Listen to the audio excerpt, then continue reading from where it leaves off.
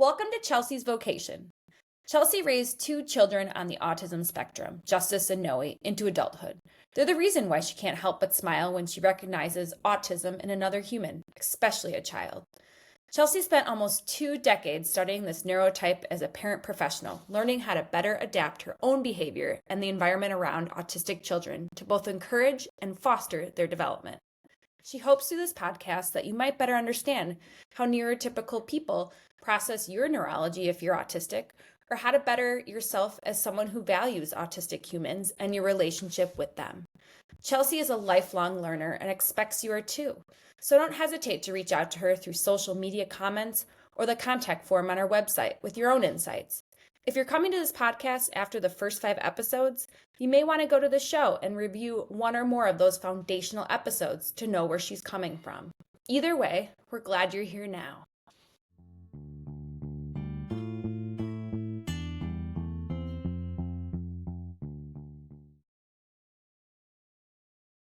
Welcome to episode 9 of Chelsea's Vocation. I'm joined today by my friend Dani Jo, aka DJ, and I'm super excited she's here. One of the greatest blessings on this autism journey for me has been finding my tribe. There's something so sacred about the sisterhood of moms of autistic humans who you vibe with. I am unapologetically protective of this tribe, and I want to break down those 2 words in explanation. I apologize for the ferocity of protection because I know how necessary it is to belong to one. A tribe listens, supports, carries, defends, and processes alongside you. I believe every woman needs to find her tribe. The protective factor is because our tribe is sacred. Women may come and go for various reasons, but it's not without careful consideration because it's a place of safety. So if you're a mama who's relatively new to your autism journey, I implore you to find your tribe.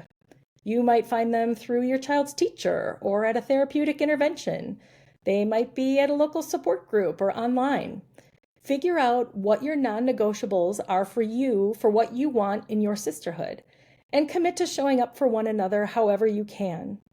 I really believe in reaching forward for support, reaching back to provide it, and reaching around for comfort is critical to staying healthy on this journey.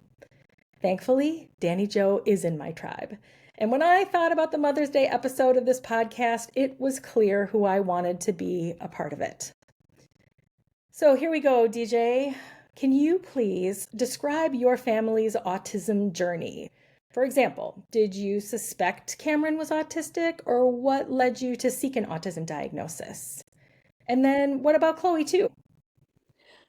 Well, interestingly enough, Cameron started therapy at a very, very, very young age. It had nothing to do with neurology, and I felt devastated actually. And the diagnosis was torticollis. She had stiff neck muscles. She wasn't a year old, but she started birth to 3 program for torticollis, and she never left therapy. As she was in therapy, we just kept noticing like all of the other milestones were delayed. She wasn't crawling. Okay, now we will address that. She's not handing things from one hand to another. Okay, we'll add OT. Now we'll address that. Oh, guess what? She's not speaking. Okay, here comes your speech therapist. I didn't have a lot of experience with child development. I was a stay-at-home mom with Cameron, so I didn't see her in a lot of situations with other children her age to compare development. Although I did have one friend who was a speech therapist who I did occasionally get together with our kids, and she actually was the first one that brought up pervasive developmental disorder. And I was all like, okay, what's that? And it kind of checked the boxes because it was really delayed in all areas, right? And so I'm like, okay, I'm going to check this out. So I started checking out what that meant. And guess what? PDD means autism. And I was not prepared for that. So you start asking the professionals that are working with your child. I asked the pediatrician, no, she could not have autism because she made eye contact with me and she played with my stethoscope. So I was like, okay, check. She doesn't have autism because he would know, right? He would know. So the other therapists that were seeing her for the other things in birth to 3, I would ask them, what do you think? Does autism fit? No, she has too good of eye contact. That was kind of the major thing, is that she did have eye contact, although it was very fleeting. Now, she didn't have joint control. She wasn't pointing to anything. She wasn't really answering to her name. I can name all of the things now that we all should have been looking for, but she had that intermittent eye contact, so she could not have autism. So I said, okay, one thing we could all agree on is that she had apraxia of speech. So this was the thing that brought out my first mama bear. Okay, we have a diagnosis of something. Now let's go get this taken care of. So I did my research and I was like, who is the expert on apraxia of speech? And I found one in Michigan. So I traveled with Cameron for an intensive week of focus on apraxia. I did not realize at the time that this expert also had a clinic that dealt with children on the autism spectrum. So I got there and we are going through all of the apraxia stuff and things are going well. At the end of the first day, she sat me down and she said, we need to have a talk about this. I think your child is on the autism spectrum. And I was like, hold up. No way. Everybody before I got here said no, this wasn't possible. She has eye contact. Don't you see her eye contact? And she said to me, she said, all of those kids that you were just in the waiting room with, they are all on the autism spectrum. And I was like, really? It blew me away because that was not in my mind what autism looked like. That wasn't what I was looking for, right? And all of the people had told me that it wasn't autism, so I stopped searching to see if it still maybe could be. I went back to all of the people and they, quite honestly, they were shocked too. Then I went and got a formal diagnosis from a psychologist. Let me back up for a second. Were you in Wisconsin? The birth to 3 stuff was here. Yes, The initial, no, she's not on the autism spectrum, were for practitioners here. And correct. Michigan is where you had to go to get speech services. And that's ultimately led me to seek an autism diagnosis back in Wisconsin. Yeah, I had to travel to Michigan for somebody to actually tell me your child is autistic. Thankfully, she had a partner that she worked with for apraxia of speech that was located in Wisconsin. And she was just opening, like within the next couple months, she was just opening an autism treatment clinic. So ultimately, that is why we chose our clinic, because the BCBA also had expertise in apraxia of speech. So then obviously Chloe was a completely different story because I was looking at everything. By the time that rolled around, I knew everything what autism looked like. I knew all of the terms. I knew joint control. I knew all of it. And so Chloe, it was very clear to me that that's where we were heading. So I pursued the diagnosis with her much earlier, and I didn't care what anybody said at that point. If I wasn't asking anybody for Chloe, I wasn't going to ask anybody if she had autism because I knew I could ultimately not really trust their answer, even though they were professionals in child development. And this is exactly why I wanted you to be on this episode, because I feel like you and I have mommed hard, right? I don't know why there was such a reluctance to understand that autism is a spectrum here in Wisconsin that took such a long time. I think there was such a focus on kind of the skewed male diagnostic criteria for autism. So that's what they were picking up, and they were picking up classic autism. But hey, if you had some communicative intent, if you had some eye contact, if you were a female, I mean, good luck. Those diagnoses just weren't happening. And then also for context, your children are what ages now? Cameron is 24 and Chloe is just about 21. Okay. So Cameron was officially diagnosed at what age? She was 4.5 to 5 years old. So you had an inkling, you had someone else tell you that perhaps Cameron was autistic maybe when she was around maybe 2.5-ish? Yeah, 2.5, 3. Because it was before she was out of birth to 3, right? That it first came up. Yes. We really had a responsibility since it seemed like so many of the professionals or the field experts in autism and developmental delay were not serving our kids well. So we had to, as mama bears, kind of become experts on our kids, do the research ourselves so that we could go into those experts with something to present them, because it seemed to us that they weren't really listening. Does that seem right? Yeah, especially with Cameron, I didn't know. Like I trusted them, and honestly, I wanted to hear, "No, she doesn't have autism." And every time somebody told me that, it made me feel better. Even though I still think deep down in my gut, I knew there was more. I knew it probably wasn't just apraxia, but I was so glad that it wasn't autism. And guess what? Everybody agreed on that. It was not autism. So I didn't go looking for that diagnosis because I didn't want it. I didn't want it for me. I didn't want it for her. I was just gonna fix her apraxia speech and then everything was gonna be fine. I don't know what would have happened if I didn't take that trip to Michigan. I don't know how long it would have taken for any of the professionals around her to pick up on it. What would have had to happen at the pediatrician's office for him to say, "Oh, I didn't myself know what to look for and I was trusting in them, and I wasn't really going to research it anymore because I didn't want it to be true." For Chloe, I wasn't listening to anybody because I had it already figured out.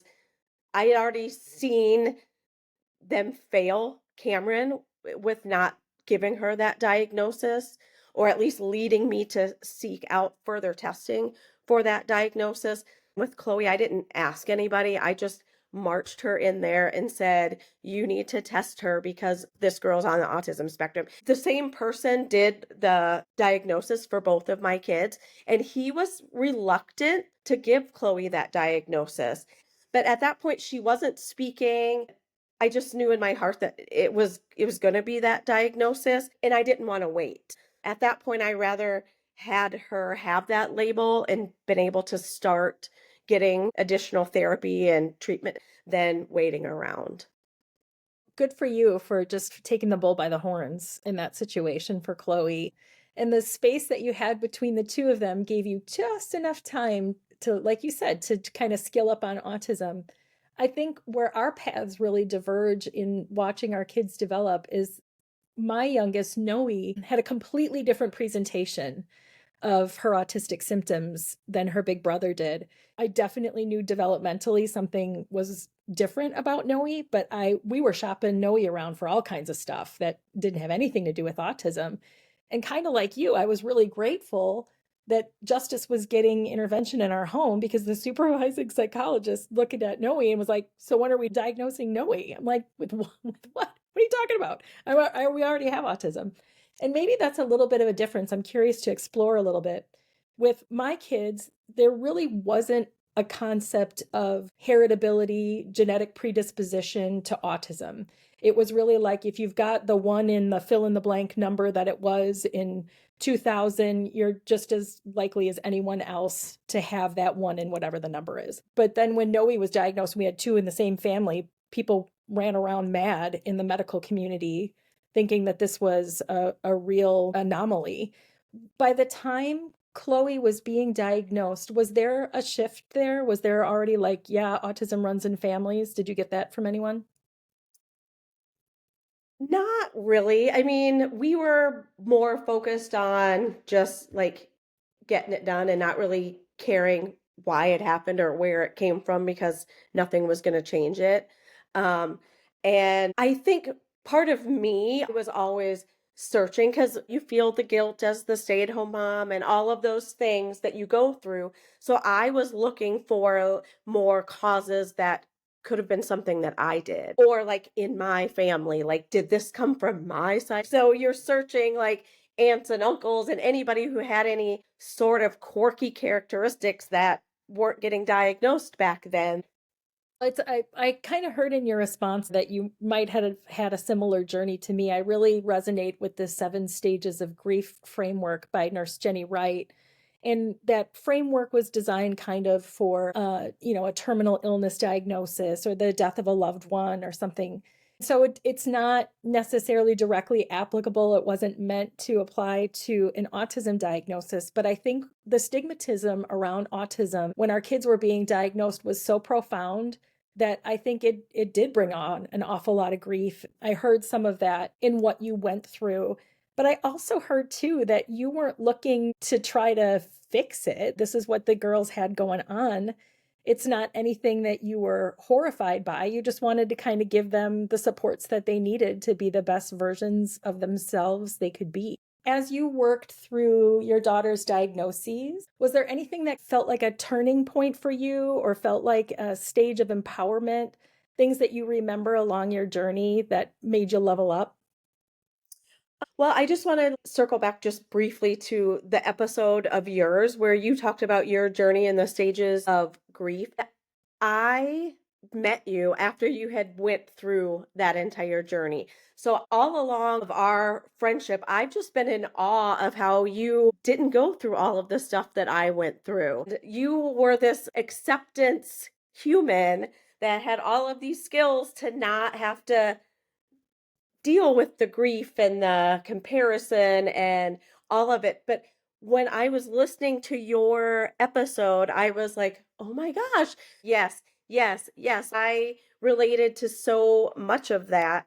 My whole personality revolved around what kind of a day my children had. And if they had a bad day, don't even talk to me. Husband comes home from work, don't even look at me. And I projected so much of that onto all of my relationships. I lost friends because of it. I feel like they were talking to me about normal stuff and being inquisitive and asking questions because they had children to you try to relate what you can to your friends as your kids are growing up, but my experience was so much different. And for me, I was jaded and I didn't get to experience all of the things that they got to experience. So when they asked questions or said things to me, it felt judgmental. It felt hurtful. And I know they didn't mean it that way.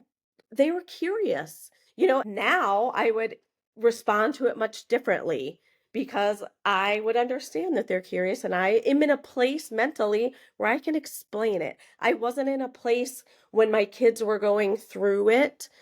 I didn't have time to explain it to anybody. They just had to get on board or ship out because I didn't have time.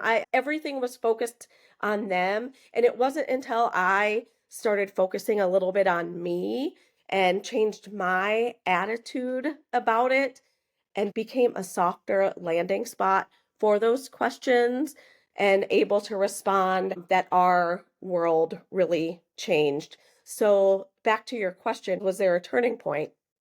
Yes, the turning point was finding a group of people who saw the positivities of autistic individuals. I was in a support group, and I think support groups are very valid, very helpful. But I was in a support group of moms who were all in the trenches. And we just went there and cried because we didn't know what to do. And it was cathartic. I needed to release those emotions, but it didn't help me move forward in the process of understanding and accepting and moving along through those stages of grief because we were all stuck there together. I liked knowing I wasn't alone. That was helpful, but it wasn't enough to push me out. And I had to find a group of people who had kind of already came out of the muck and they were on the other side and they saw the beauty that our kids can provide. I really latched on to that. And that kind of became my next mission was helping that group share the positive side of autism with the community because I realized my kids had been in therapy for years now and I realized my kids are always going to have autism and it's not really my kids that need the work. I don't need to make them look less autistic to get people to accept them. I need to teach people that this is what they're like and if you want to get to know them that this is how to do it and you just need to accept that they that this is who they are and they're not going to change for you. You just need to accept their differences. The aha moment for me was seeing that work in action.